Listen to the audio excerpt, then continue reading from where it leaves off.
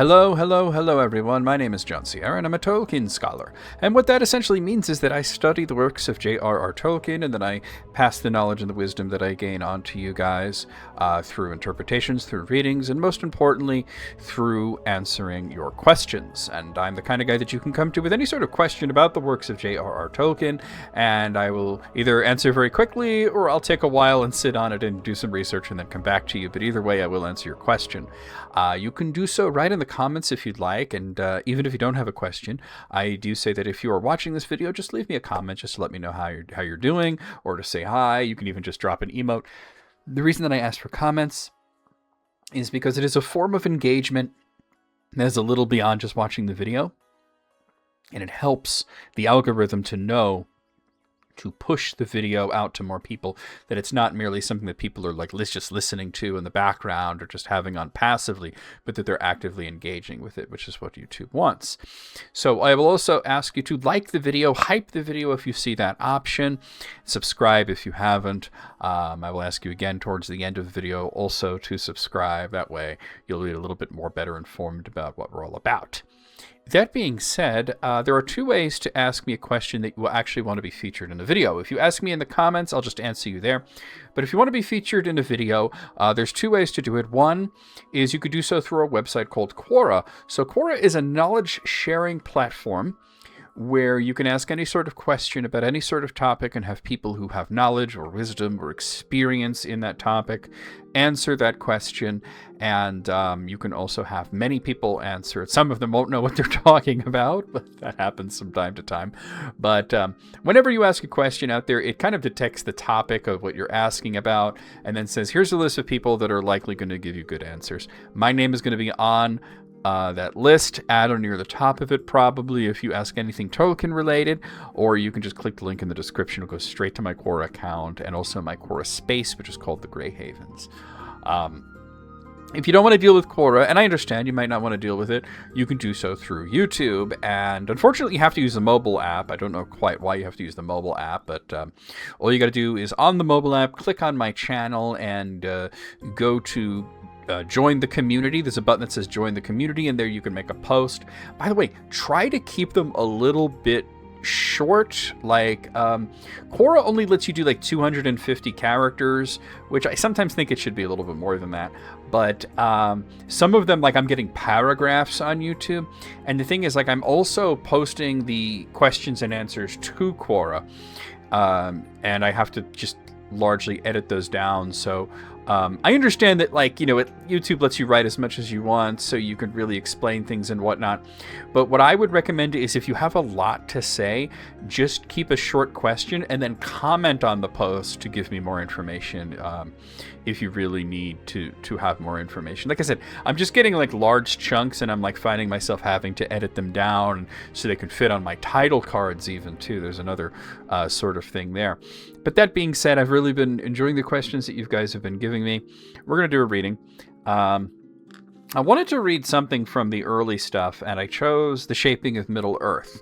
And in The Shaping of Middle-earth is the first Silmarillion. Now, in one of the quiz results, which wasn't from this past week, but the week before, so we'd already reviewed it, I asked, in the earliest Silmarillion, not counting the Book of Lost Tales, because that wasn't called Silmarillion, although that was the earliest version of those tales, which character, which great evil was Eärendil supposed to kill? Because we know he killed Calagon in the Silmarillion, and the answer was Ungoliant, and I think a lot of people were like, okay. Not a lot of people got that right, so I don't think a lot of people knew about Ungoliant and Eärendil.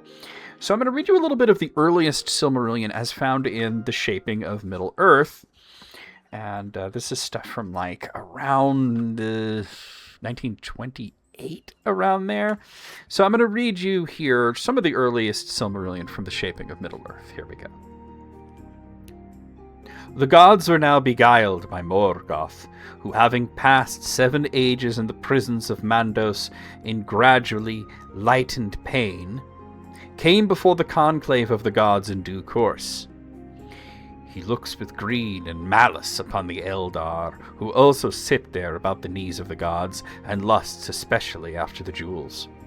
He dissembles his hatred and desire for revenge. He is allowed a humble dwelling in Valinor, and after a while goes freely about Valinor, only Ilmir foreboding ill, while Tulkas the Strong, who first captured him, watches him. Morgoth helps the Eldar in many deeds, but slowly poisons their peace with lies. He suggests that the gods brought them to Valinor out of jealousy, for fear their marvelous skill and magic and beauty should grow too strong for them outside in the world. The Quendi and Teleri are little moved, but the Noldali, the wisest of the elves, became affected. They began at whiles to murmur against the gods and their kindred. They are filled with vanity of their skill. Most of all does Morgoth fan the flames of the heart of Feanor, but all the while he lusts for the immortal Silmarils. Although Feanor has cursed forever anyone, god or elf or mortal, that shall come hereafter who touches them, Morgoth, lying, tells Feanor that Fingolfin and his son Finwë are planning to usurp the leadership of the gnomes from Feanor and his sons, and to gain the Silmarils. A quarrel breaks out between the sons of Fin. Feanor is summoned before the gods, and the lies of Morgoth laid bare. Feanor is banished from Túrin, and with him goes Fin, who loves Feanor best of his sons, and many of the gnomes. They built a treasury northward in Valinor in the hills near Mandos' halls. Fingolfin rules the gnomes that are left in Túrin. Thus Morgoth's words seem justified, and the bitterness he sowed goes on after his words are disproved. Tulkas is sent to put Morgoth in chains once more, but he escapes through the pass of Quora into the dark region beneath the feet of Timbrenting called Arvalin, where the shadow is thickest in all the world. There he finds Ungoliant, Gloomweaver, who dwells in a cleft in the mountains and sucks up light or shining things to spin them out again in the webs of black and choking darkness, fog, and gloom. With her he plots revenge. Only a terrible reward will bring her to dare the dangers of Valinor or the sight of the gods. She weaves a dense gloom about her to protect her, and swings on cords from pinnacle to pinnacle, till she has scaled the highest peak of the mountains in the south of Valinor, little guarded, because of their height and the distance from the old fortress of Morgoth. She makes a ladder that Morgoth can scale. They creep into Valinor. Morgoth stabs the trees, and Ungoliant sucks up their juices, belching forth clouds of blackness. The trees succumb slowly to the poisoned sword and to the venomous lips of Ungoliant. The gods are dismayed by a twilight at midday, and vapors of black float in about the ways of the city. They are too late. The trees die, while they wail about them. But Tulkas and Oromë and many others hunt on horseback in the gathering gloom for Morgoth. Wherever Morgoth goes, there the confusing darkness is greatest, owing to the webs of Ungoliant. Gnomes from the treasury of Fin come in and report that Morgoth is assisted by a spider of darkness. They had seen them making in the north. They have seen them making for the north.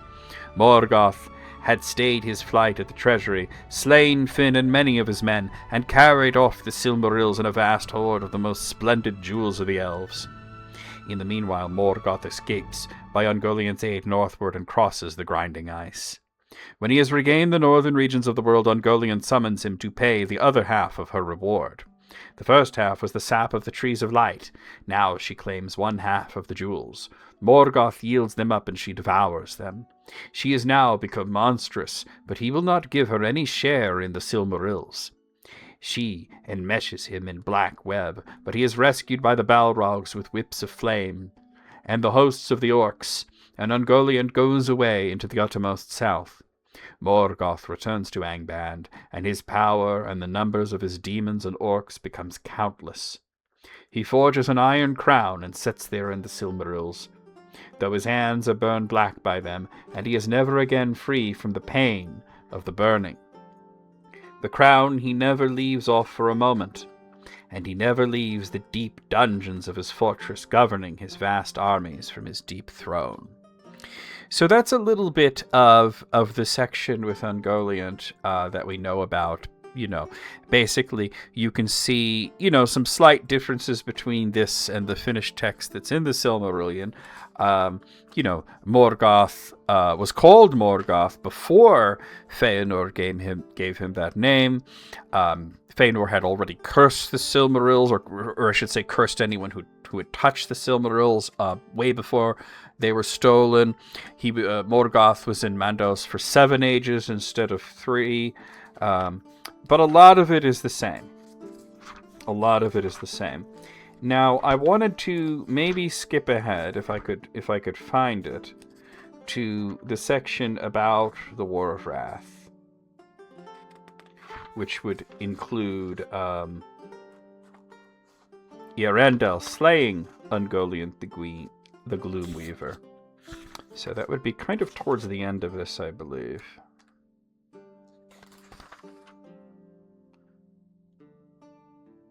Okay, that's right after. So I think I might have found it. Okay. Well, that's Christopher's notes, though. Let's see if we could find that. These are the notes. I need to go back. Notes in the Northern Prince. Ah, here we are.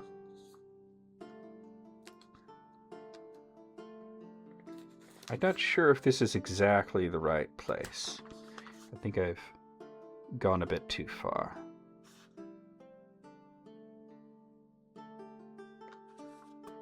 This might be it.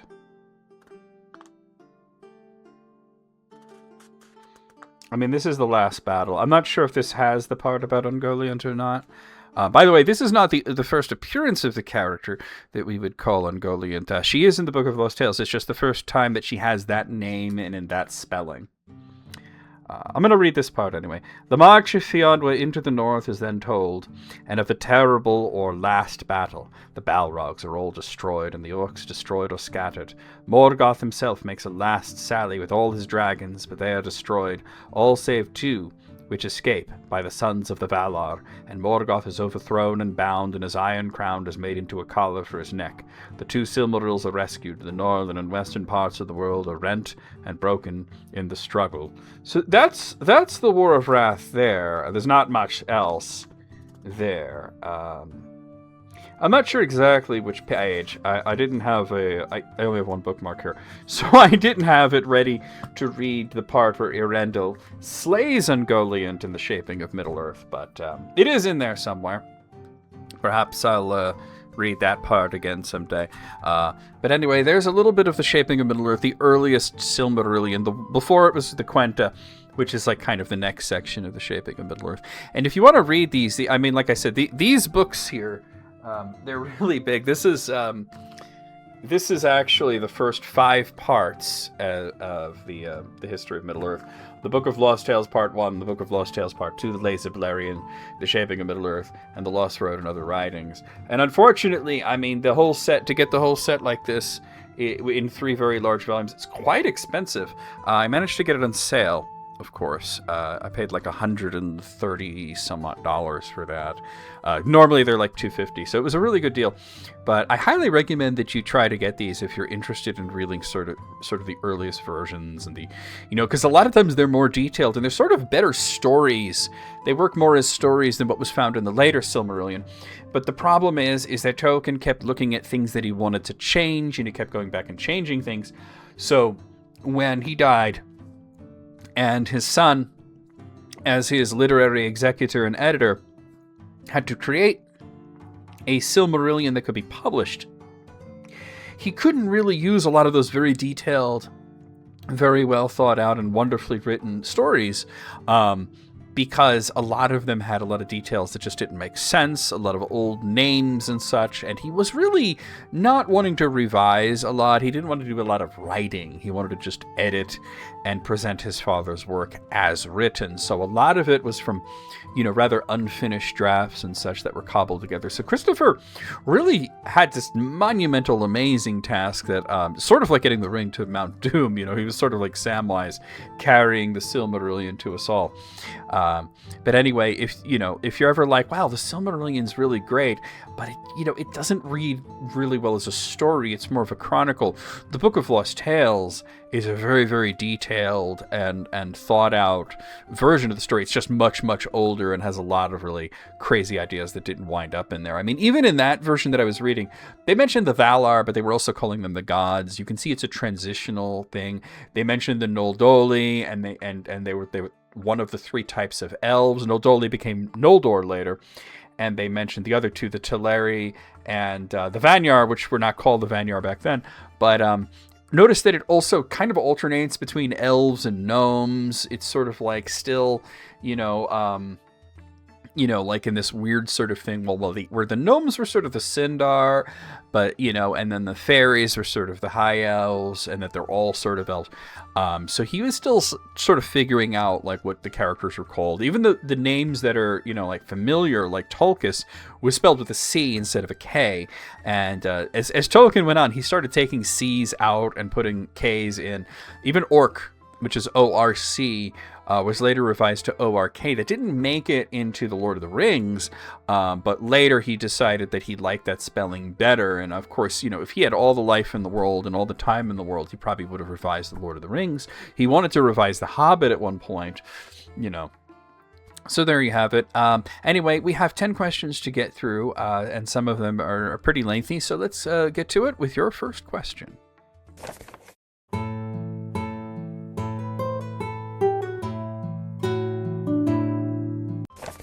Our first question comes in by the request of Jason Moore, and I think this is an interesting question. He asks, does the Shire ever become conscious of what Frodo, Sam, Merry, and Pippin did for them in all of Middle-earth? Of course they did. I think more so for Merry and Pippin, less so for Sam and Frodo. I think they probably appreciated Frodo the least and probably didn't understand exactly what he did, although there are characters I think that did. I have a feeling that this question, though, might be born of the films, where they just sort of go home, they ride into the Shire, and they're sort of glared at a little bit because they're coming home, after like a year, and they have all this like crazy armor, and they're wearing swords. And then they're just like sort of sitting happily at the pub, and then Sam gets married, and there's really no issues at all. And it just seems like the Shire was just sort of blissfully unaware of the War of the Ring and everything that happened. So as far as they were concerned, in the films at least, like Merry and Pippin and Frodo and Sam went off on an adventure sort of like what Bilbo did, and then came back with all this crazy stuff and all these crazy tales. So it sort of becomes like The Hobbit, and they don't really have anything, knowledge of the outside world, and certainly not of Mordor. So I've said this before, and I'm going to say it again. The Return of the King really should have been 2 movies. All 3 volumes should have been 2 films, but especially the Return of the King. Before we get to the concept of the scouring of the Shire, because I have to talk about that, let's talk about how the Shire would not have been as ignorant to the outside world as it once was in the past. The first thing that we got to speak about is exactly why they're so ignorant to the outside world. The world had grown a bit unsafe. And so the Shire hobbits, they become more insular, they start distrusting foreigners, and not many of them would go so far as even Bree, which is really right outside of the Shire. Beyond that, they distrusted each other even. Like, you'd often hear a hobbit from one part of the region, say that they don't trust people from other parts of the Shire or their neighbors in Buckland. And they're a bit ignorant of all the troubles outside of just, knowing that the roads aren't as safe, due to the fact that they were well protected by the Dunedain. The likes of Aragorn and Halbarad were actually keeping an eye on the Shire's borders. However, when the Nazgul came looking for the One Ring and the hobbit that carried it, the Dunedain were actually lured off, and their leader Aragorn had been sent on an errand to Bree by Gandalf. So Camel the Easterling, which is the Nazgul who does most of the talking in Book 1, declared who he is when he's all about, when he openly barged into Frodo's house in Crick Hollow, and the words that he used were, open in the name of Mordor. So Fatty Bulger was there, and he'd been acting as Frodo's body double, really. And he called for reinforcements, and the Nazgul were driven off. So they had, the Shire had been invaded by somebody who was claiming to be the forces of Mordor. So they can sort of try to put it out of their heads, but this is sort of only the beginning of their problems. Frodo's absence put Lotho Sackville Baggins in a position of power, and he himself quickly became a puppet of Saruman, who started to control the pipeweed trade, which is sort of like their big cash crop, and these rough men started flowing into the Shire, and anybody who didn't, follow them was beaten up or captured and put in jail. And then some of the more morally pliable hobbits were appointed as sheriffs. Those that did not fall into line, like I said, a lot of them were locked up. Some of them were even murdered. The mayor, Will Whitfoot, was locked up. Lobelia Sackville Baggins even got locked up. She tried to attack one of Saruman's men with an umbrella. So when Frodo and Sam and Merry and Pippin are returning to the Shire, the borders are closed, there's a big gate, and this idiot, Hob Hayworth, is acting like the chief of police, which is interesting. They had sheriffs before, but the sheriff's job was really sort of a little bit of border control, but mostly it was like animal control and just sort of going about and making sure that everybody's safe. But there was never like a head of police. There was never a chief sheriff until the Shire had been sort of taken over like this. So now and they put this idiot, Hob Hayworth, he's the chief of police, and there's this sort of quiet resistance against this mysterious Sharky who turned out to be Saruman. But for the most part, the hobbits are pretty well under Saruman's thumb. So to put it shortly, they didn't just save the world from Sauron, they also saved the Shire from Saruman. The Battle of Bywater, the climactic battle that was also called the Scouring of the Shire. Scouring, of course, means cleaning something roughly. All of the hobbits became rather important after this. Frodo, he sort of was like the least important because, like I said, people didn't really understand what he did. They didn't really understand. There were some that did. He stepped in to be the deputy mayor because Will Whitfoot was, very sort of in poor health from being captured. And then afterwards, they elected Samwise, and he became the mayor for 49 years, which is crazy. It was 7 terms of 7 years. The other leader of the Shire actually became Pippin because he became the Thane, and then Merry, he became the Master of Buckland. So there wasn't really any more attitude of the outside world is none of our business because they had been invaded. They had been invaded in the past, and they had fought off invaders in the past. But this was different. This wasn't just some orcs looking to pillage or some Huorns sort of like causing some trouble. This was where they were invaded and they were actually taken over, and then they were rescued by these very hobbits that, if things were peaceful, they probably would have reacted the way that they did in the movie. They would have mocked them for going off on adventures, And now there's a king. There's Aragorn II Elisar, and he allowed Pippin to just rule as the Thane in his stead, instead of taking a direct hand in ruling the Shire. But Aragorn actually made the Shire a lot bigger because there was this land called Westmarch, and he made it part of the Shire. So the idea, of these faraway lands having nothing to do with them doesn't really apply anymore, because now there's this king that, he's the king of Arnor, but he mostly lives in Gondor, which is really, really far away, and he's helping us. He's making a law that says men can't enter. He's making the Shire bigger. So Merry and Pippin became a really big deal. Sam became kind of a big deal too. Frodo less so. There were some like Farmer Cotton, who really understood what he went through and appreciated him. But a lot of them didn't really understand what Frodo did because he didn't, have like a big name to him like Merry and Pippin did, where, they were knights of Rohan and Gondor, respectively. And Sam, they just liked Sam. Everybody liked Sam, and he was kind of a big deal. He became the mayor. Not that was as big a deal as being the Thane, because it's mostly ceremonial role. And then Frodo put out a book, the downfall of the Lord of the Rings and the Return of the King, and that becomes like a must read for, I would say, the majority, if not the entirety, of Middle Earth. So hobbits were pretty aware of what happened.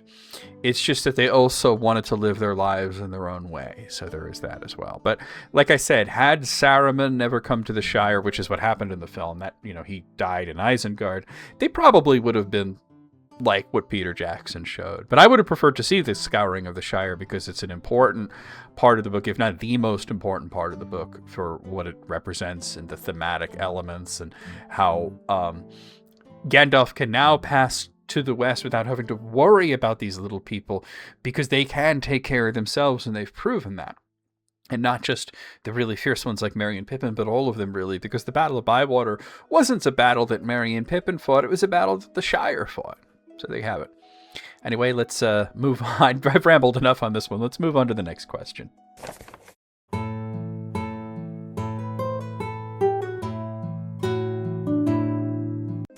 Our next question comes in by the request of Victorinox Rush, and this is a question that I get every once in a while. I'm not sure if I've exactly answered this on YouTube or not. I mean, we've done, like 130 some odd episodes, but this question does come through a lot. Why has a Silmarillion movie not come out yet, despite a more powerful story? And it's a really easy thing to answer. I could make this section like just 5 seconds long just by saying it's not legal to make one. Nobody can make one legally. But I'll explain it a little better. Tolkien sold the rights to The Hobbit to make as a film, and the rights sort of bounced around because it was like, oh, we're not going to make it. We'll sell it to this person, And until finally, it was about to expire and bounce back to him when there was an Ashcan film that was made. And I actually, did a full reaction and breakdown of that Ashcan film here on YouTube a while back. However, after that, the rights were actually sold back to him. And sometimes you see this, they'll sell the rights back after they've made something to sort of make it more valuable. Tolkien then sold the rights to both The Hobbit and The Lord of the Rings for a pretty good price at the time. It was sort of like the equivalent of like $100,000 at the time, which, today would be a lot of money. And he was rather happy about it. Here's the thing, though. The Silmarillion is different. It wasn't published until after Tolkien died. And it was never finished. So what we got, and I talked about this earlier, the monumental thing that Christopher had to do is to cobble together the Silmarillion from a lot of different drafts that were written over many decades and just carefully edit it into a mostly coherent work. Despite selling the rights to The Hobbit and The Lord of the Rings, other than this Ashcan Hobbit that I mentioned, none of the films and cartoons and things that would be made out of The Hobbit and The Lord of the Rings were released within Tolkien's lifetime.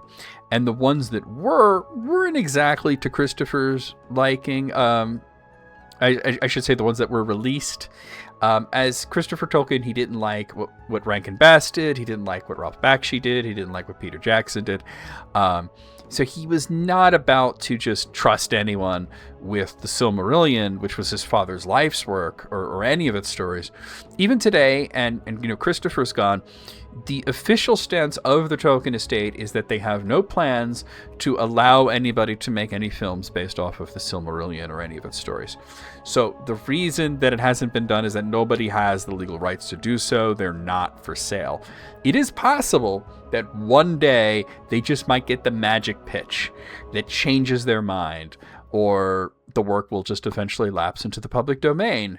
But even then, there would sort of be some major issues. The Tolkien Estate website even hints that they may consider Christopher to be one of the authors of the work, which means that the copyright period would go on even longer, because it's in the UK, it's 70 years after the death of the author. And they're saying, okay, so 2043. Then they're like, oh, but Christopher died in, I think it was 2009, somewhere around there. I don't know off the top of my head. So it's like, oh, but and he was one of the authors. And then there would be this battle where people would say, but hey, wait a minute. No, he was the editor. It doesn't say by Christopher Tolkien. It says by J.R.R. Tolkien, edited by Christopher Tolkien. But like I said, nobody wants that fight, So, yeah, like I said, unless they get that magic pitch, it's going to be a really long time before it's fully in the clear, and then people can start making movies out of it.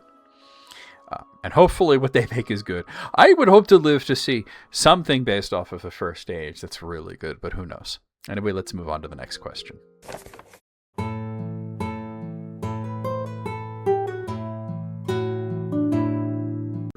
Our next question comes in by the request of Leonardo Morgan, who asks a very difficult question, I think. It sounds like a simple question, but it's a very difficult question.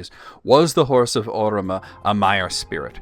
And this is, like I said, this is hard because Tolkien never told us whether or not he was.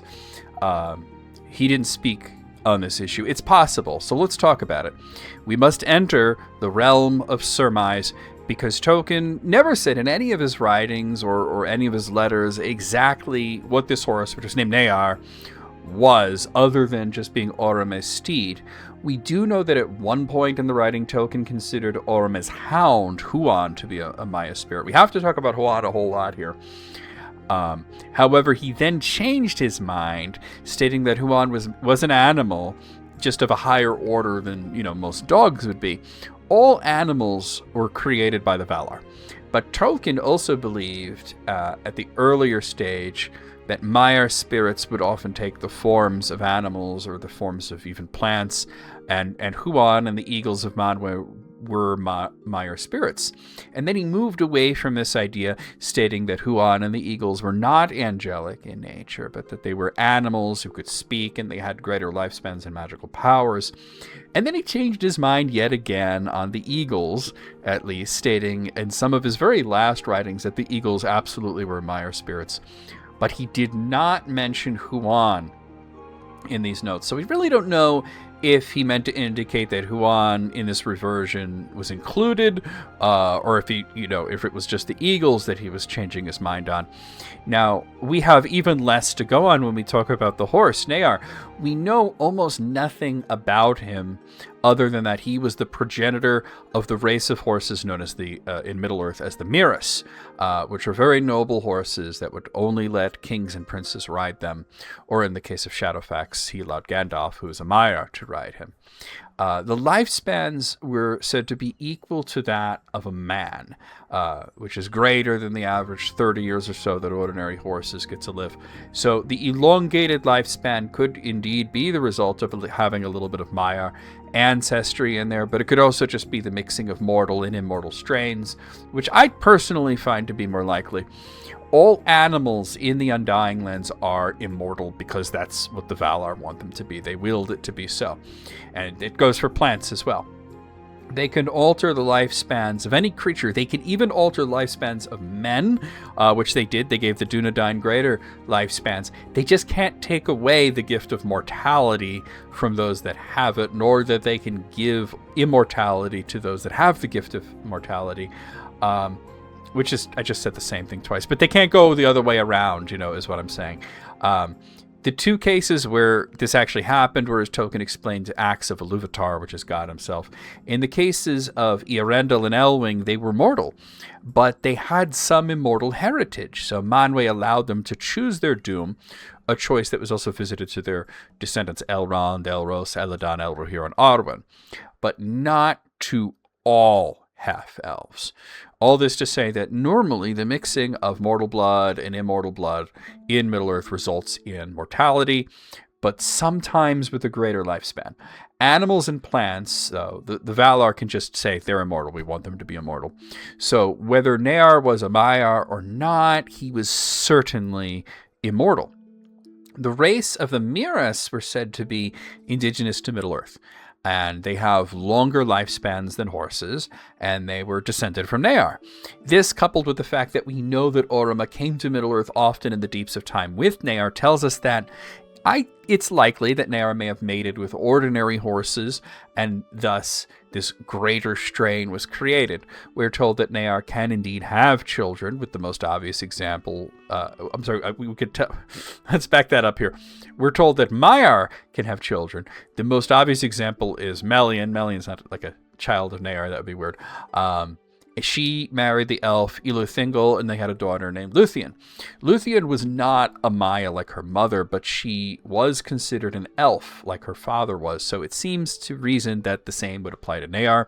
Any coupling with non-angelic horses would result in non-angelic but very extraordinary horse offspring. Shadowfax might be the diluted descendant of a Maia, but it's equally likely, I would even say personally more likely that he is the deluded descendant of a horse that just was simply immortal.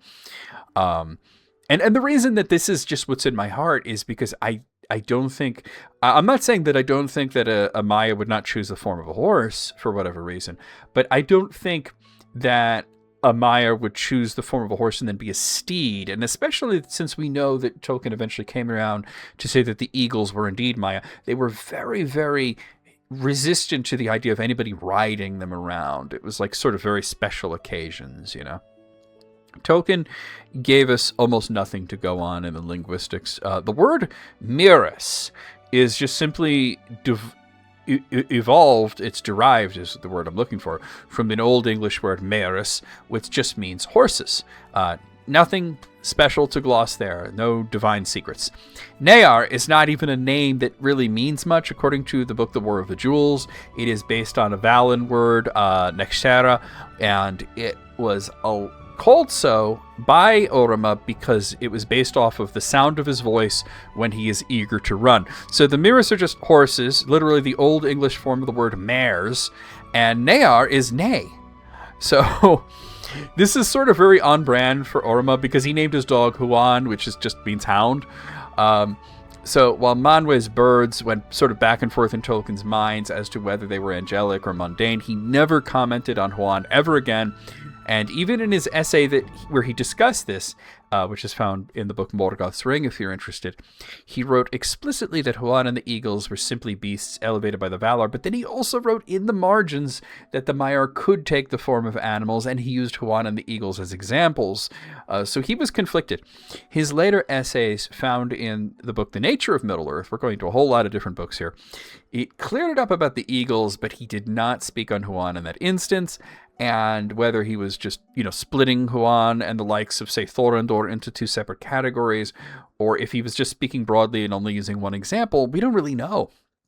And even if he was indeed applying the final thoughts on the eagles to Huan as well, we don't know if that applies at all to Nahar. So, with no hints in the narrative, no hints in Tolkien's notes, nothing buried in the linguistics, not even the names of any mirus such as, Feloroth or Shadowfax, they don't give you any hints. We just don't have anything to go on. The lifespan of 80 years doesn't really tell us definitively whether or not all of the mortals descended from Luthien lived longer, but, some of them lived longer than others. The Dunedain, they often lived to be like 200 years old in the early days of Numenor, but the ones that were directly descended from Luthien, meaning the line of Elros, they lived longer, more like 300 to 400 years. You see that become an issue in the story The Mariner's Wife, actually, where the king, who is of the line of Elros, marries a woman who's not of the line of Elros. So she's not going to live nearly as long as him. And we even see this distinction in the Third Age. Aragorn, he lives to be the Fourth Age, because Aragorn lives to be like 219 years old, and Faramir, who is called like the most Númenorian out of all the Númenorians in the book, he only lives to be 120 years old because he's an ordinary Númenorian. He's not of the line of Elros. So they're both very extended lifespans, but one has the angel blood and the elf blood mixed in, and the other one does not. With horses, it's so much more difficult because we don't have anything to compare to. Mirus, they live to be like 80 years old. Normal horses live to be about 30 or so. But we don't have other examples of horses in Middle-earth with special origins. Oromë was the only Vala that we ever hear about riding on a horse, and we're not told of him having, just one horse, or if he has many horses. We really don't even know. So with all of this inconclusive evidence, I can say that whether or not Nahar was a Maia is really just fully up to interpretation, and you can just sort of go off of vibes like I do. I say that he's not. I'm not saying that definitively. I'm just saying that's what's in my heart. It's not the most satisfying answer, but all the research pans out to say, well, what do you think? So let me know in the comments, what do you think? Do you think Nahar was a Maia, or do you think he was just an exceptional horse that was immortal? Let me know. Let's move on to the next question.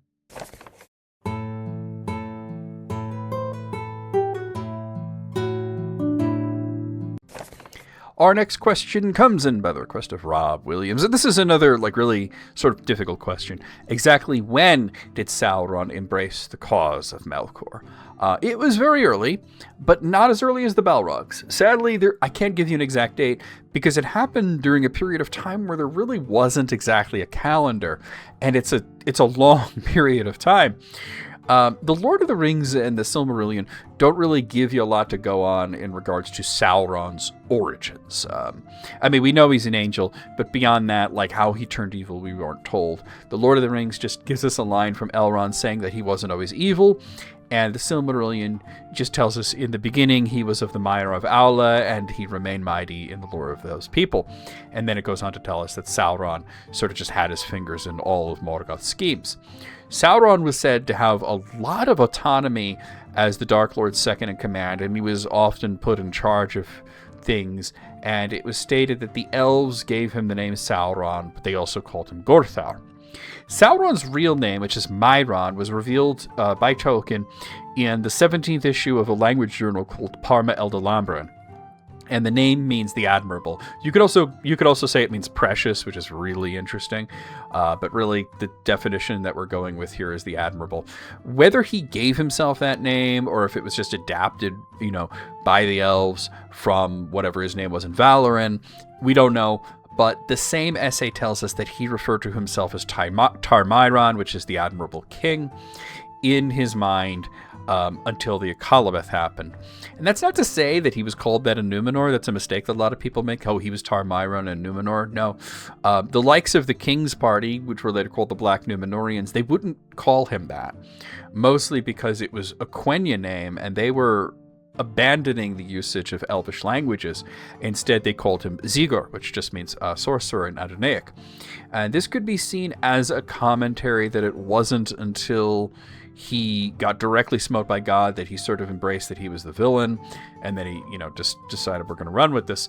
We really don't know much about his life as Mairon other than what I already said, but it doesn't seem like he was among the first Maiar to join Melkor.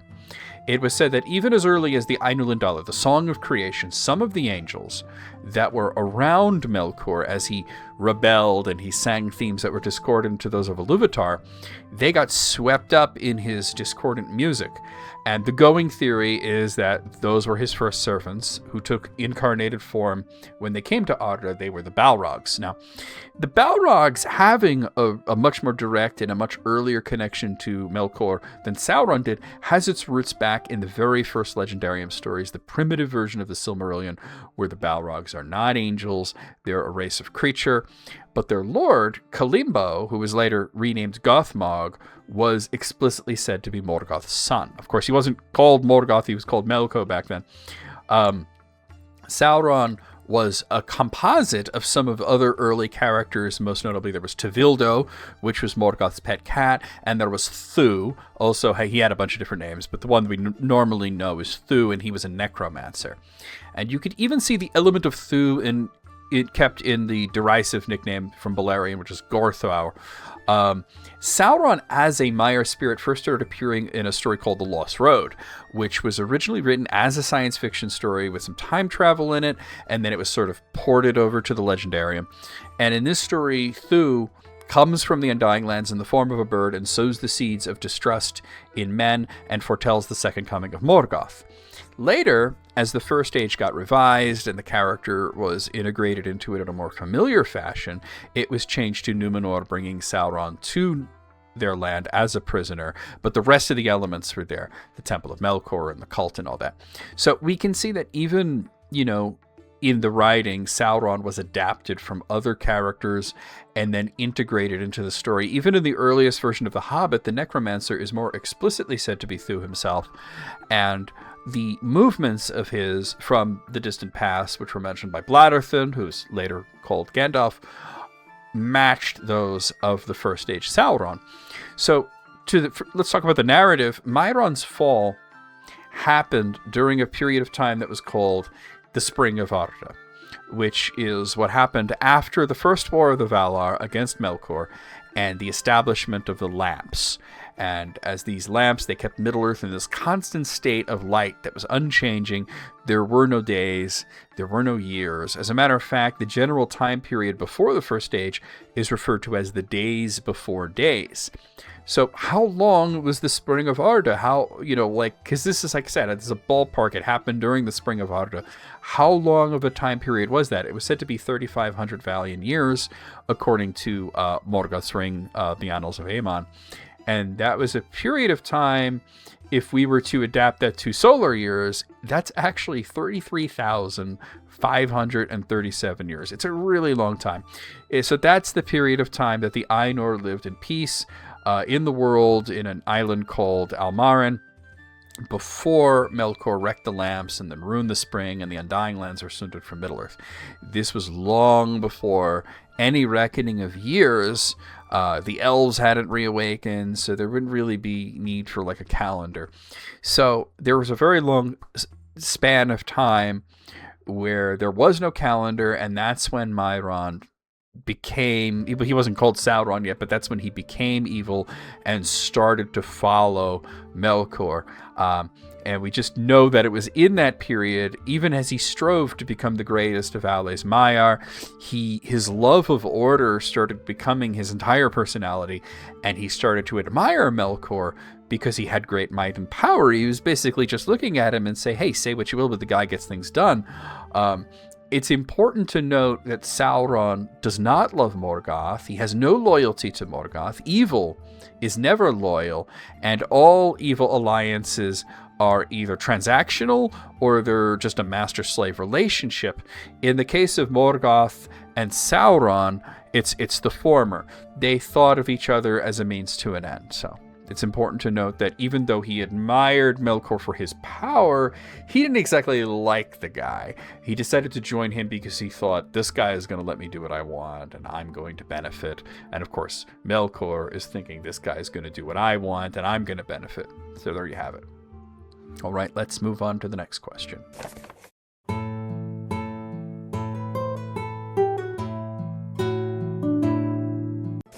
Our next question comes in by the request of Abe Witchers, who asks, why did Tolkien decide to have Beleriand completely destroyed? Wouldn't it have added a great extra layer of weight and melancholy to the story of the Lord of the Rings if it took place in a world where the epic ruins of the First Age were ubiquitous?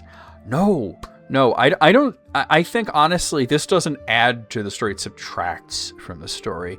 And I actually talked to Abe after this because I got the impression that he's sort of coming at this from this attitude of, I think the story could be better if X.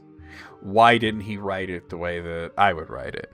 And my attitude was sort of like, well, I mean, if you think you're a better author, then just write your own story. Don't try to fix Tolkien's story, because Tolkien's story is what it is. It might have flaws, but that's the way he wrote it. And of course, like we talked about, he didn't really mean it that way. I just think that the question was worded improperly, because it's like, wouldn't this have added to the story? I don't think it would have added to the story. I think it would have subtracted for the story. And I'm going to explain why. So let's say that Beleriand had never been destroyed, and the Lord of the Rings happens. So most of the elves would probably still live in Beleriand. We could explain how places like Greenwood the Great and Lothlorien got inhabited by elves who willingly passed out of Beleriand before its destruction, or before it wasn't destroyed in this hypothetical sort of scenario. But without the region being destroyed, there really isn't much reason for, like, Elrond or Círdan to be hanging out where they happen to be hanging out in The Lord of the Rings, or in the case of Elrond in The Hobbit. Círdan's job is to help the elves sail to the west, and he would have probably not located there. If Beleriand was there, he would have been someplace that was closer to the Undying Lands. He would have been somewhere on the western shores of Beleriand or the southern shores of Beleriand. Frodo's trip to the west, to sail to the west, would have to involve either going through Beleriand, and keep in mind we're putting 131-year-old Bilbo through this as well, or he would have to travel all the way back down to Gondor to leave from the Bay of Belfalas. Gondor might not even actually exist if there was a Beleriand, because Beleriand would have been a much closer place for Númenor to settle after the Akalabeth if it was there. But the biggest and most important thing, if you ignore all the negative impacts on the story, is that if you add Beleriand to it, it doesn't actually add anything. You talk about these grand ruins of the First Age, but Beleriand wouldn't be between the Shire and Mordor, and that's where the narrative takes us. It's from the Shire to Mordor, and following other characters to Gondor and to Rohan, but not to Beleriand. There would be really no reason. And even like in the Council of Elrond, when they talked about, well, why not take the ring to Tom Bombadil, or why not take the ring to the west and then have it sail over the sea? And there's a lot of reasons that are brought up why you can't do this sort of thing. But one of them was, well, we can't double back the way we came because it's unsafe, because Sauron knew we came from that direction. He's going to be watching those roads. So really, like I said, it's not only that it subtracts for a lot of things from the story, but even if you ignore all that, it doesn't really add anything. Other than, like, you could say, well, you could make references to Beleriand, but there are a lot of references to Beleriand in The Lord of the Rings, especially when Treebeard talks. He makes a lot of references to it. And I think it is very melancholy and weighty that it's beyond reckoning. It's under the sea at this point. It's been destroyed. Because the War of Wrath was this really, really big event that happened. And as I read earlier, I read a little bit of the shaping of Middle-earth. The War of Wrath, there's even elements of it in the even earlier version before that, before the first Silmarillion, in the Book of Lost Tales, before it was even called Beleriand. There were a whole bunch of different names. One of them was Bladorian, for example. That this land was going to be gone after that. And that was written before The Lord of the Rings. It was written before The Hobbit. So it's not as if he was like going and saying, okay, there used to be this land here and it's now gone. You know, he didn't write it in the order that it was published in, is what I'm getting at. So that's another really important thing to sort of consider. And an important lesson for everybody involved, for the person who requested this, and for myself as well, is that you can't discern you can't discern tone from text. And I sort of took this question a certain way, and then he sort of took my answer a certain way when it was written on Quora. And it's like, well, you really got to go to YouTube to really hear like how I feel about it, because text is so static. And I'm not like Tolkien, where I can give you a lot of tone through text. You know, I'm not that good of a writer.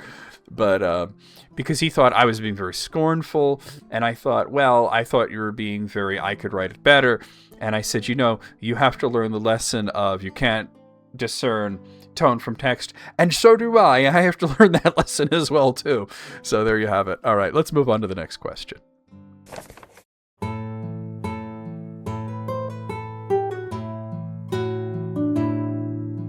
Here's a question that came in from Link of Wise. I think this is a really interesting question because I've never heard this one before. Do we know why elves do not smoke? Is there a particular reason for it? So I thought about this, and all I can come up with really is I don't think that they see a point to smoking. When you really just stop and think about it, just like sort of take yourself out of the situation for a moment and really think about it, Legolas is correct. Smoking's weird.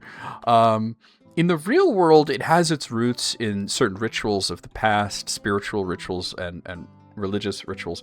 But the fact that people just do it just to do it, I think is really kind of strange. In The Lord of the Rings, it's made clear by Merry and by the author that smoking was a Hobbit invention. Theoden is a scholar of his own people's history, and as such, he knows a tiny bit about hobbits, which is a lot more than most people in the Southlands know. He comments that he heard legends of the halflings, but never heard of them breathing smoke. Merry, he's a scholar of his own people, and he starts on the path of sort of explaining the whole history of pipeweed, as far as he knows it, to Theoden, and this herb lore is something that they wound up bonding over. The origins of the pipeweed were from Númenor, but the men there didn't smoke it. They merely cultivated it to enjoy its aroma. It was essentially a potpourri. It was brought to Middle-earth and cultivated there for the same purpose until a hobbit named Tobold Hornblower created the first strain that would be smoked, which was named affectionately Old Toby after him. We aren't told how or why he or anybody else got the idea to smoke it. Perhaps there was a crop that was burned and he smelled the smoke and he thought, hey, that's kind of great. No other substances are said to be smoked in Middle-earth, only the pipeweed, which Tolkien specifically said is tobacco. It was called that directly, both in the narrative and in his foreword. He referred to it as a form of nicotiana, which is nicotine. Now, not all hobbits smoke. This is really interesting to talk about. Bilbo, he smoked. Merry and Pippin smoked. But we never actually get any indication that Frodo smokes or that Sam smokes. As a matter of fact, Sam makes great pains to pack everything that he's going to need and that Frodo's going to need. And they never mentioned him having a pipe or having pipeweed or anything like that. It's just never mentioned. Saruman at one point outright asks Frodo for some pipeweed. And Frodo just says, I'd give it to you, but I don't have any. And then Merry, he's very generous. He gives his pipeweed to the wizard. And then, of course, Saruman steals his pouch because Saruman never saw an opportunity to be a jerk that he didn't take. Other than the hobbits and Saruman, we're told that Aragorn smokes, Gandalf smokes, and Gimli smokes. Boromir's never mentioned to smoke, and of course Legolas thinks it's weird. Saruman at first actually did think it's weird, and he was very annoyed that Gandalf spent an entire meeting smoking, thinking that it was just some daft invention that Gandalf came up with, until Gandalf told him otherwise. Saruman was the type of guy who shamed others for something that he himself did, and he had been, after that, importing the pipeweed from the Shire quite a lot, which is how Merry and Pippin came across some of it in his storeroom. So no elf is ever mentioned to smoke, and I think it's just something that they never considered. The only character who gives any sort of rationale to smoking is Gandalf, who tells Saruman that the smoke helps him order his thoughts and calm his mind. And we do see this, especially in The Lord of the Rings, that he often starts smoking when he's puzzling something out. Elves, of course, they're not any strangers to merriment. They know how to have a good time, but there is more of the, eating and drinking type of people, and singing and dancing and that sort of stuff. Even beyond this, if there were indeed elves that had any sort of inclination to smoking, it's still very much a hobbit thing. And most elves don't know about hobbits. Hobbits are said to be very notoriously shy of the big people. And that doesn't just include mortal men, that includes the elves as well. You have to remember that the Shire thought Bilbo was a weirdo for even being interested in elves at all. He was off celebrating Elvish New Year, and they're thinking, this guy. So unless you were friends with hobbits, or friends with Gandalf, it's not likely that it would ever come up. And elves that were in contact with Gandalf, they might have had sort of the same thought that Saruman has. It's just something that Gandalf does as a wizard thing.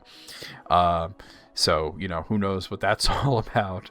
But yeah, when I read this, I was thinking, wait a minute, I think Frodo might actually not smoke. I don't think they certainly never mentioned it. I think Frodo and Sam are non-smokers. Sort of interesting. Not all hobbits are smokers. But most smokers are hobbits. It's just the way it goes. And there was one comment, by the way, that I really wanted to feature here from Stephen Shepard, who said, smoking is an elf acid. Very funny. I like that. Also, another comment that I wanted to highlight here, Will Schmucker, I think. He says it's just sort of funny to think of Aragorn, having smoky breath, and the Arwen has to deal with kissing him, and he's like, I've dated a smoker, I know what that's like, and it's like not a fan of it, so I can understand. She's thinking I gave up the Undying Lands for this. That really was true love, wasn't it? All right, let's move on to the next question.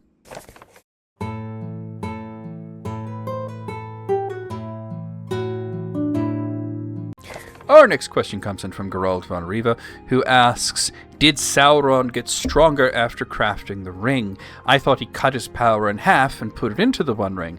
No, the ring made him more powerful, not less powerful. Put yourself in Sauron's shoes for just a moment and think. Would he willingly do something that would make him weaker? Would he even unwillingly do something that would make him weaker?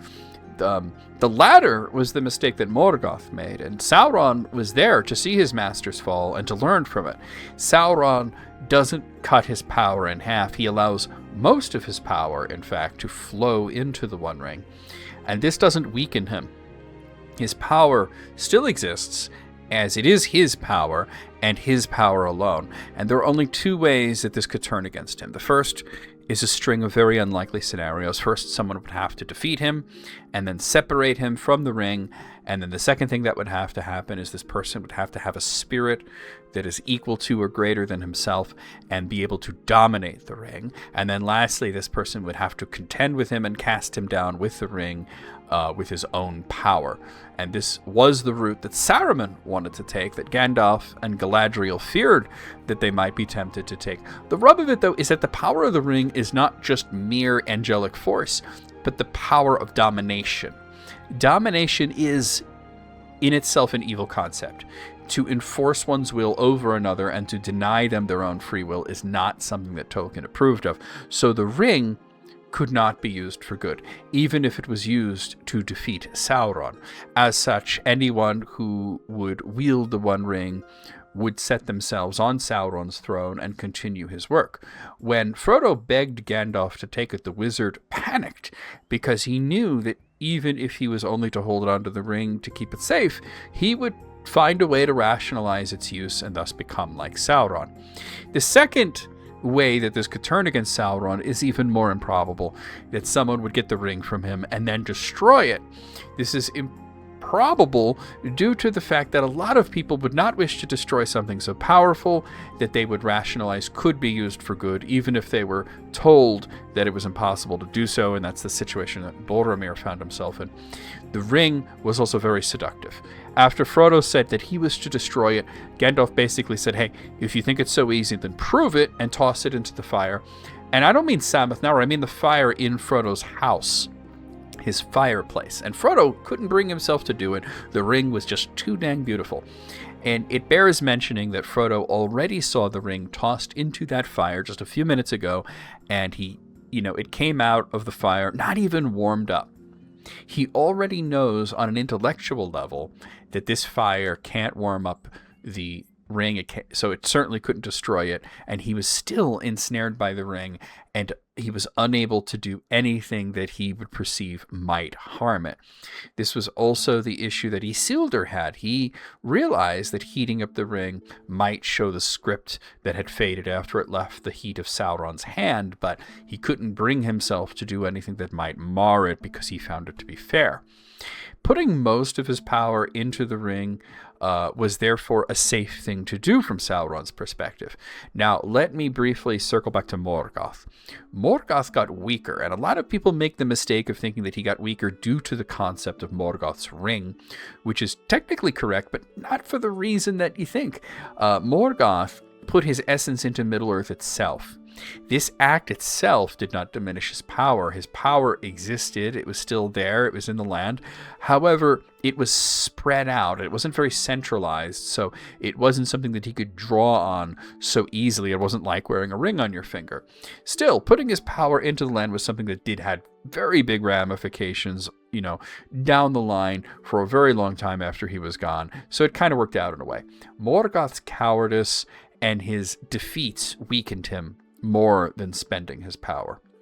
His motivation was very different as well. Sauron wants to dominate others. Morgoth is very destructive. He wants to ruin creation, making it evil like he is. So Morgoth, putting himself into the world, was sort of like a one-and-done deal. His power would wind up being concentrated the most in gold, which led to dragon sickness, and that's the intense greed that turns people towards ill will long after he's gone. Sauron putting his power into an implement that he can then wear on his hand is twisting his own angelic might into an evil purpose, but keeping himself in control of it. While he's wearing the ring, he's mightier, because he can dominate people from afar, and he can turn them into his thralls. They essentially become nothing more than his own will, an extension of Sauron. When he's not wearing the ring, he's not diminished. He is still, and this is the phrase that Tolkien used, in rapport with the power in the ring, even if he has no idea where the ring actually is. Destroying the ring destroys a large portion of his power. Not half of it, but most of it, which is why he wound up being so weak that he couldn't actually do anything, which is what the quest of the Lord of the Rings is all about. All right, let's move on to the next question.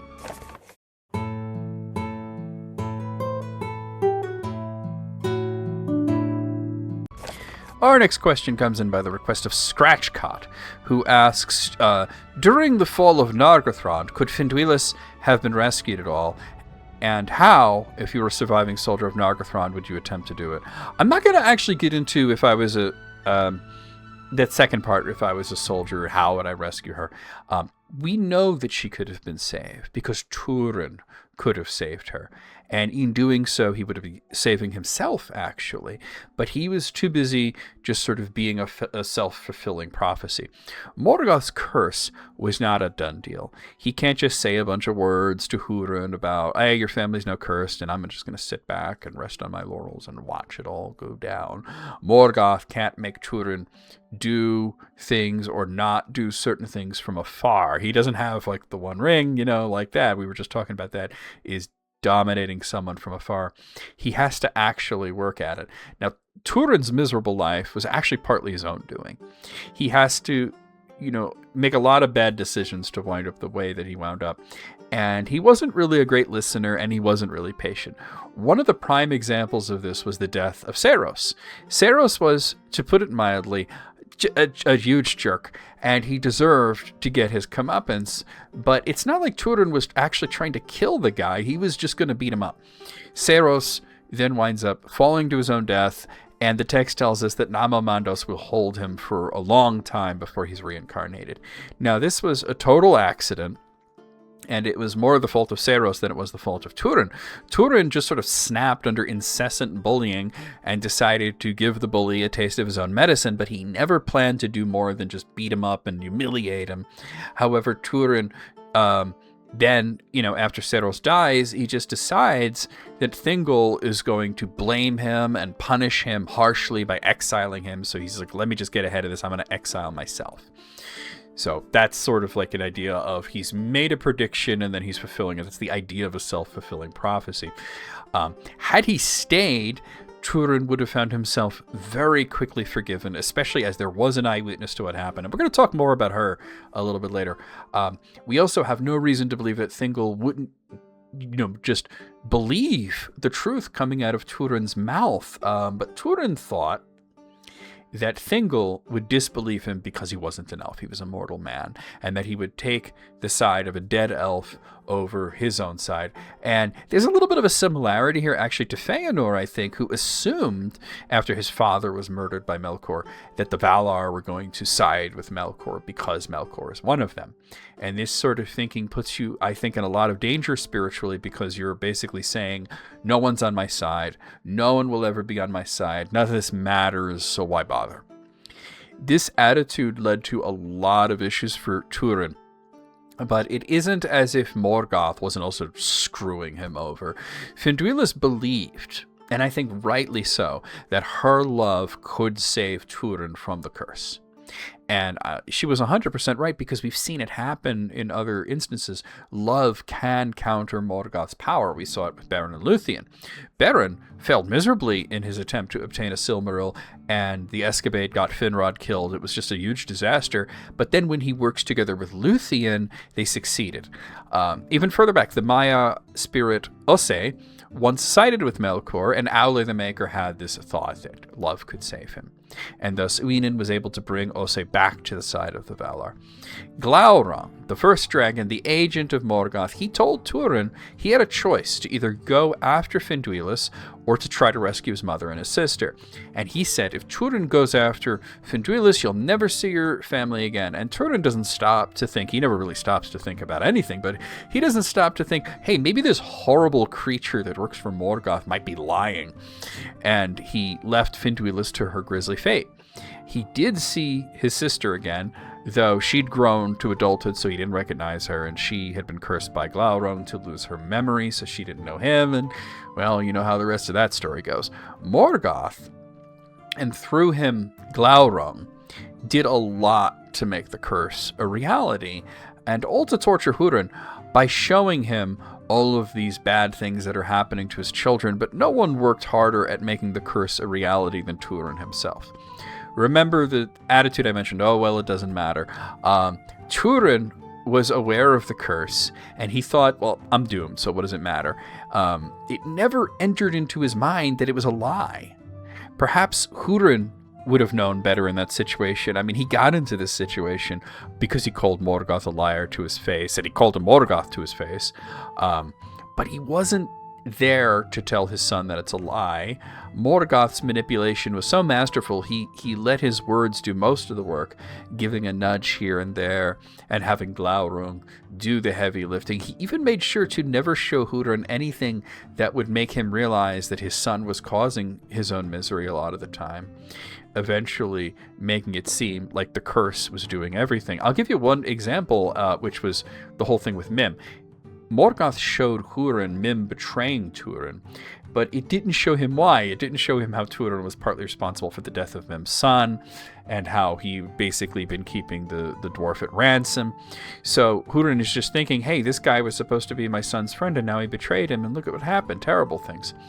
So it stands to reason that if Finduilas was actually totally doomed and she could not be saved, then Glaurung would have just told her she's already dead, and then there's nothing you could do. Instead, he made it a choice that Túrin had to make, making it now sit in the back of his head that he had to basically be the arbiter of who lives and who dies. It's not a wonder then that he would choose to attempt to save his very mortal sister and mother, because he knows that Finduilas would reincarnate in the Undying Lands, and he's probably thinking she's better off without me because I'm doomed and I'm misery and there's nothing good about me. The fact is, it would have actually been Finduilas who would have saved Túrin in that instance, sort of like Dante's Inferno if you think about it. So that, I think, made it an imperative for Morgoth to make sure she's out of the picture, because she would have drawn him out of this cycle of lies and deceit and deception, and especially the sort of depression of resigning yourself to this fate and not questioning it at all. All right, let's move on to the next question.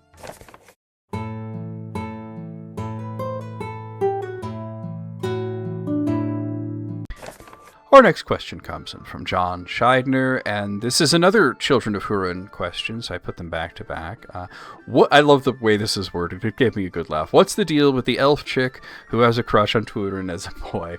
As soon as I saw that, I was like, it wasn't exactly next on my list to answer. It was actually pretty far down, but I was like, I gotta do this now because it's just funny.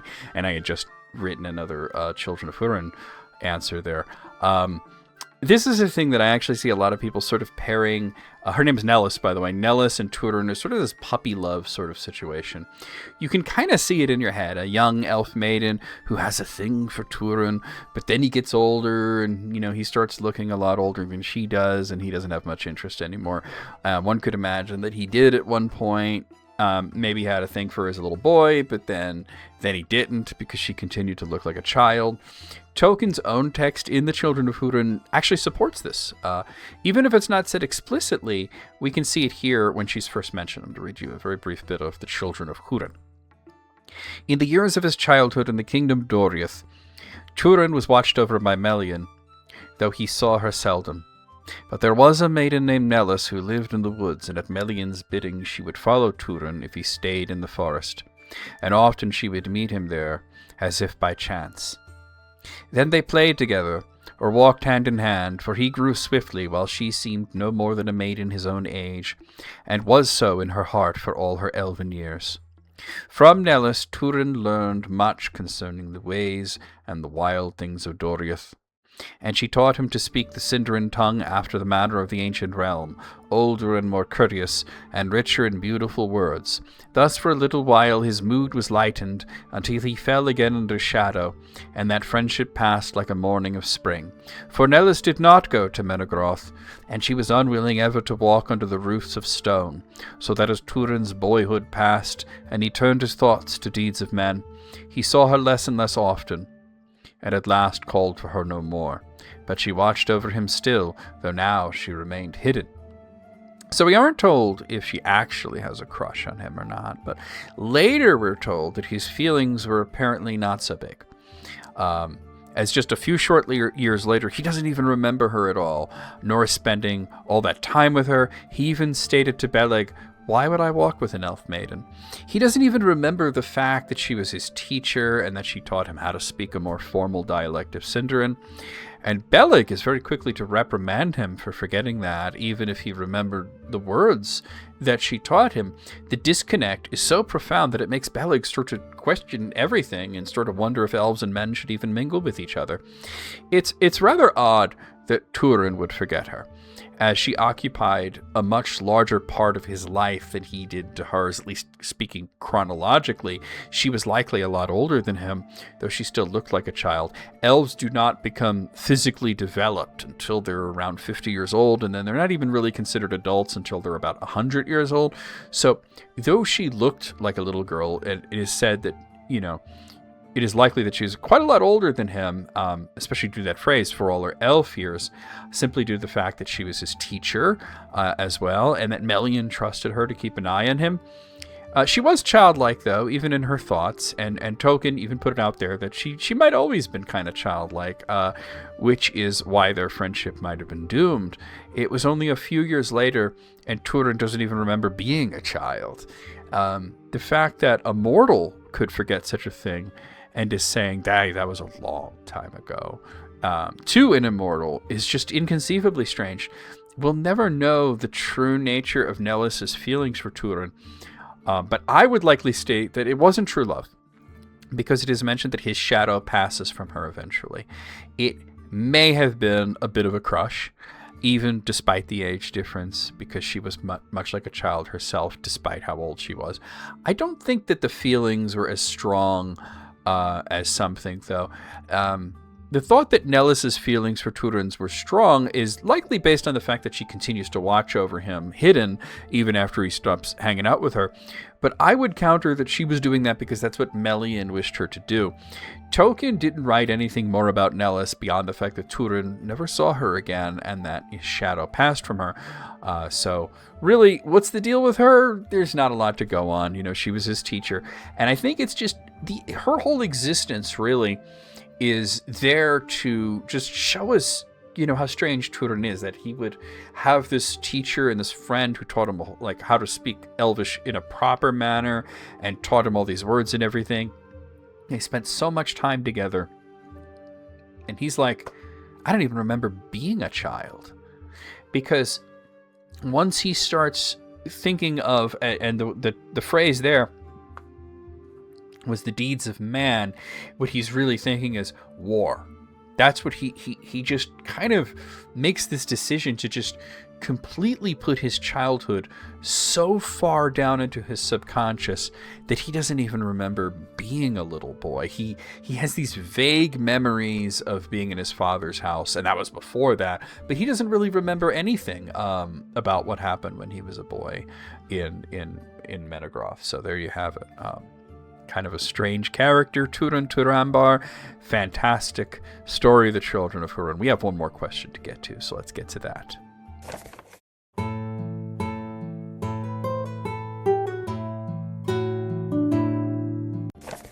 This next question comes in by the request of Time Lord Guy. And by the way, I accidentally banned Time Lord Guy. When I'm written the answer on Quora and everything, if this came from YouTube, I delete the YouTube post, so that way when I'm looking at all the posts that people have made, the ones that I've already answered are gone, and I'm only looking at things that I have to actually address.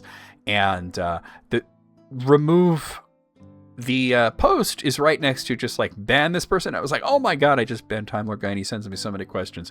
So I quickly undid that. I unbanned him, and I put him in the mentions in a post of my own saying, hey, by the way, I accidentally banned you. You were banned for 20 seconds total, but you might have to subscribe again. So hopefully he saw that or sees this video and is like, no, all right, why did I get unsubscribed? What happened there? That's what happened. I just clicked the wrong thing. Here's the question anyway. Apparently there were evil men who helped the Witch King take over Angmar called Hillmen. Do we know where they came from and what Sauron offered them? We don't know where the Hillmen came from exactly, but we could make a very good guess. It should be mentioned that Sauron, he had nothing to do with this. He wouldn't offer them anything. Sauron had nearly nothing at all to do with the formation of Angmar and the war that followed, because he was still hiding in Mirkwood at this time as the necromancer. The only connection he had was that the Witch King was his thrall, which really nobody knew. So the kingdom of... Well, I guess there were people that knew, but they didn't know that Sauron was still around. The kingdom of Arnor had fallen due to a succession crisis. The next king had these two younger siblings who they also wanted to be king, so to avoid any sort of like conflict, there could have been a civil war. Instead, they just split the country into three parts, which were called Arthedain, Cardolan, and Rudar. All three fell in their own ways for their own reasons over time. Arthedain was the one that sort of hung on the longest. Rudar's big issue was that there wasn't a lot of people there. It was a low population. There wasn't enough people to really have a kingdom. Due to this, the Hillmen seized power there. So they're not a specific people that all allied with Angmar. They were sort of this loose group of factions, and one of the warlords of the Hillmen allied with the Witch King and wound up setting himself up in Rudar. Due to this, as to where they dwelt, I could comfortably assume that they came from the Etten Moors, which is a hilly and mostly desolate land, mostly inhabited by trolls, where there were small enclaves of outlaws that could easily hide there, and it was right where Rudar was bordered by the Misty Mountains. So, well, not the Misty Mountains, like Rivendell was there. The fact that they were called Hillmen, means they come from the hills, and that was a hilly region that was known since the Elder Days to just sort of be a nasty place. So I think that's where they likely came from. Or at least that's where they came from when they entered into Rudar, because the Etten Moors are sort of right there. Where they came from before that, their full origins, they were probably non-Atani men that came from the Far East. They might have been descended from some guys who might have been on Morgoth's side. We really don't know, but that's just sort of conjecture. We're in the realm of surmise at that point. Anyway, that's the last question, but of course, we have quizzes to go over. We sent out some quizzes. I put a lot of easier ones out this week, so we're going to see hopefully some higher percentages of people getting it right. So let's go on to the quiz review.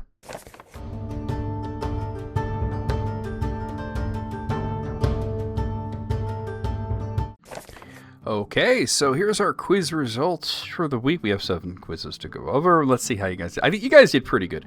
Like I said, I made some easier quizzes this past week, so you guys did pretty good. Here's our first one. Who paid for Bill the Pony? Of course, you remember in the first part of Lord of the Rings that all of the ponies had been driven off by the Nazgul and by the men who were sort of allied with them. And then, Bill Ferny comes along and says, I'll sell you a pony for 12 silver pennies, which is a ridiculous amount of money for a pony. Who paid for him? So the choices I gave you here: Frodo, 12% of you went for that. Aragorn, 16% of you said Aragorn paid. 15% said Merry paid. And 57%, the correct answer, Barlam and Butterbur paid. So I thought a lot of people were going to go for Merry, because Merry actually owned the ponies that had run off. And he was the one that had the money, because Frodo really didn't have a whole lot of money. He was sort of worried about that because he didn't have a lot of money on him. But Barlaman actually thought it was so ridiculous. He was so offended by it that he not only stepped in and paid for Bill the Pony, but he actually paid for the ponies that had run off. He sort of recompensated Merry for his animals that had been run off and were, who knows where at this point. Based on the fact that he was stabling them, and so he was sort of felt like he was responsible for what happened to them. Okay, here's our next one here. After Stuart Townsend was fired from the role of Aragorn, this is of course referring to the Peter Jackson films, who did the studio force Peter Jackson to offer the role to? So we got Daniel Day-Lewis, 15% of you said that. Russell Crowe, that's the correct answer, so a nice majority, 54% if you got that right. 28% of you thought it was Nicolas Cage, and only 3% said Vin Diesel. All of them have a connection to the role of Aragorn. Daniel Day-Lewis and Nicolas Cage were both offered the role, and they both turned it down, but that was actually before Stuart Townsend came on to play Aragorn. Vin Diesel, he was never offered the role. He just auditioned for it, but he didn't get the part. So there you have it. So 54% of you got that right. Very good. And speaking of which, another one where 54% of you got it right. Which of these characters was the first to speak a line in The Lord of the Rings? Not counting the first quoted line, which was coming from a variety of characters, or Bilbo's line that was quoted in narration. So all 4 of these characters were in that initial conversation. So I'm glad that 54% of you got it right. It was Daddy Two-Foot, Hamfast, Gamgee, Ted Sandyman, and Old Noakes. They were all talking together in the Green Dragon. 12% of you said it was Daddy Two-Foot. 54% of you said it was Hamfast, which is the gaffer. That is correct. 28% of you said Ted Sandyman, and 6% said it was Old Noakes. Moving on to the next one. You guys really got this one. This was easy, though. I think most people would get this right.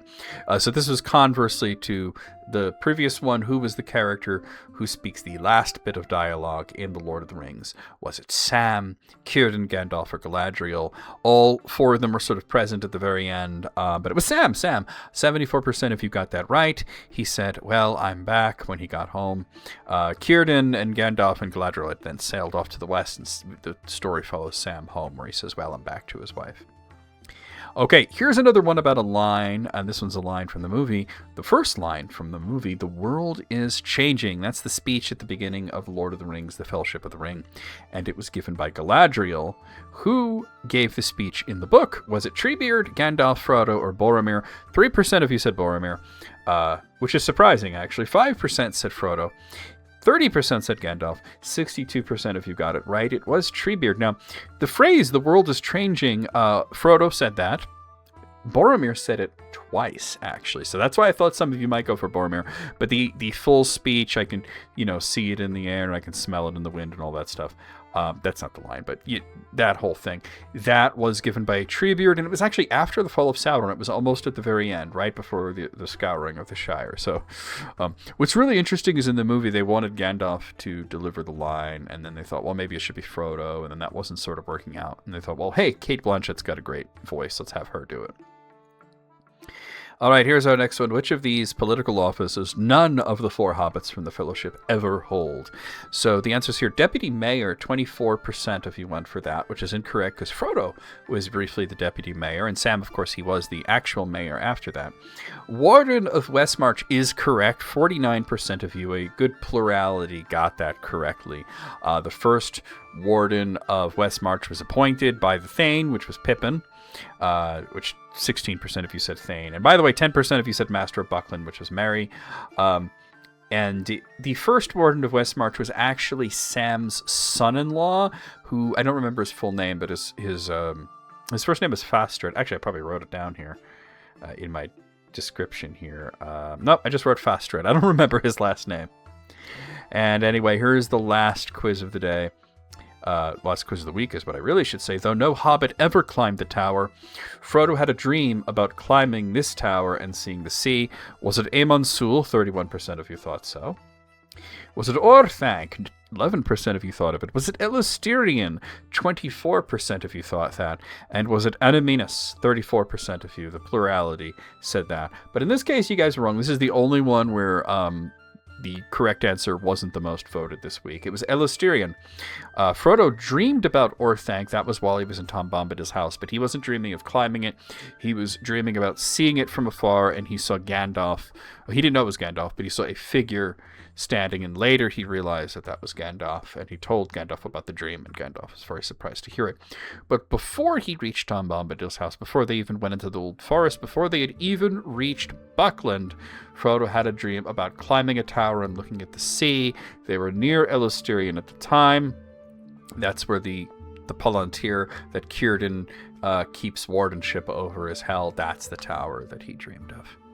Anyway, guys, that's going to be it for the week. I will see you guys next week with more questions. Send me more questions. Leave me comments. Like the video. Hype the video if you see that option. It's after you hit like, you might see something that says hype, and that helps. That actually pushes it out to more people. That tells YouTube, yes, I am recommending this, not just to myself, but to other people. Subscribe if you haven't already. If you want to go a little bit above and beyond, consider membership. Membership really helps me out, and it's not expensive. It's $5 a month. You get to see all the videos early, and you get some cool emotes and badges and such. So consider that as well. I will see you guys next time.